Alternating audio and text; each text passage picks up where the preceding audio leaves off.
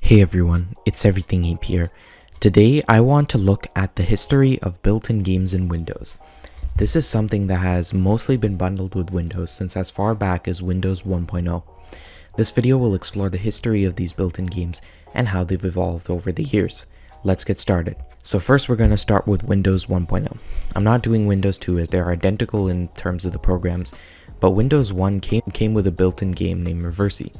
This is a simple strategy game that involves you trying to put as many of your colored checkers onto the board, and it's pretty simple in execution, honestly. The game was likely bundled with Windows to showcase the mouse, but you can also play it with a keyboard like I ended up doing. I really sucked at this game, so both times I actually played it I lost, and that's all for Windows 1.0's games. Next we'll move on to Windows 3.1. This version of Windows removed Reversi and replaced it instead with two new games. The first was Solitaire, which is a game where you have to arrange 4 different sets of cards in a correct order. I was actually on a roll with this game until I accidentally restarted it, and then I rage quit. The other game is a game that became very famous just because of Windows, and it is the strategy game Minesweeper. All these are actually strategy games as far as I can tell. This was the original game without any fancy graphics, and it's pretty darn simple. Just figure out using logic where the bombs are. I was actually pretty decent at it until I wasn't. Now we can move on to the Windows 9X versions. I chose Windows 98 for this, and it came with more games than last time.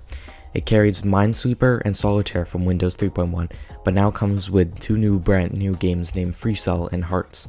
I first started with FreeCell, but I had absolutely no idea how to actually play the game, because I'm an idiot. So I was just clicking around to see what worked. It was then that I consulted the help guide, which did actually help quite a bit for me to figure out how to play the game, but then it crashed after a while, so that was very disappointing. Next I tried Microsoft Hearts, and yet again I still did not know how to play this game.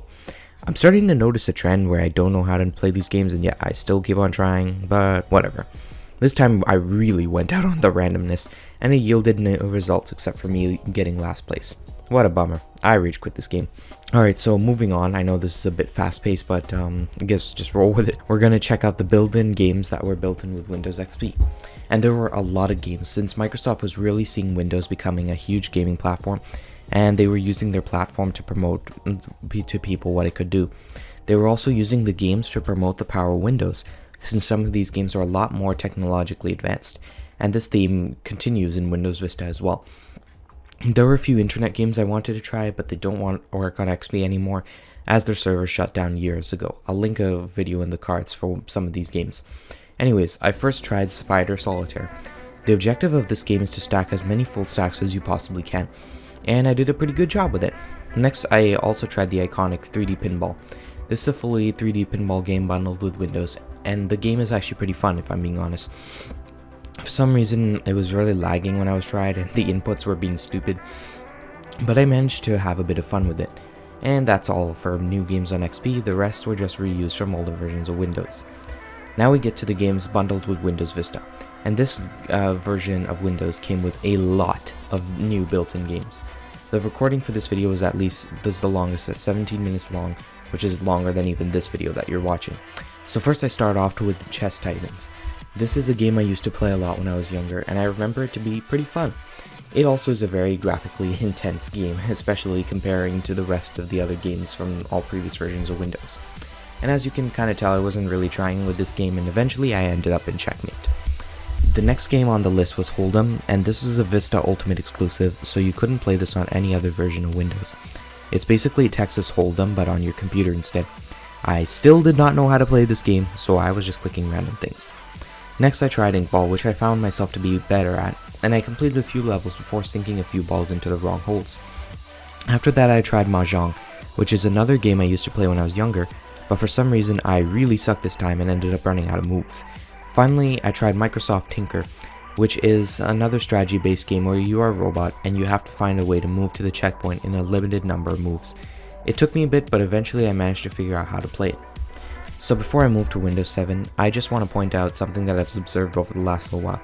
Most of the games leading up to Windows XP were purely just for entertainment, but games after that are more focused on showing the graphical prowess off of the operating system. Of course, they're still fun to play, I'm just saying that I kind of noticed that. So finally we arrive at game bundled Windows 7, the final operating system to be bundled with games without having to download them. And you can see that a lot of games from Windows Vista have been ported over to Windows 7, as well as all the internet-based games from Windows XP, making Windows Vista the last version of Windows to feature brand new games. First, I decided to take a look at Purple Place. This is by far the most nostalgic game out of all of the games I've taken a look at so far.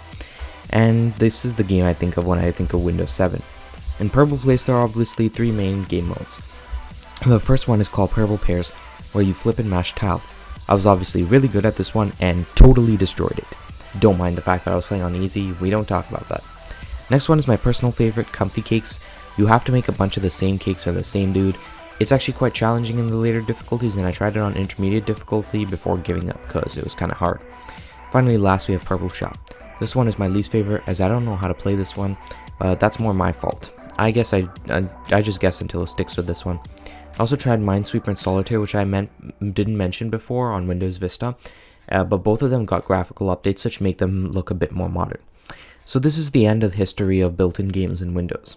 These games went from being something that Microsoft just threw in there for people to get some quick entertainment out, to spawning some of gaming's greatest moments, as in Solitaire. I wouldn't call it the greatest, but you know, pretty important. Sadly, Windows 7 was the last version of Windows to feature built-in games, as Windows 8 and above had you download games instead of it coming pre-bundled with the system. And even then, it was mostly these really crappy mobile ports of games. I'm looking at you, Minion Rush. And yeah, that's the end of this video. If you didn't like it, then don't comment, like, or subscribe, and I'll see you all next time.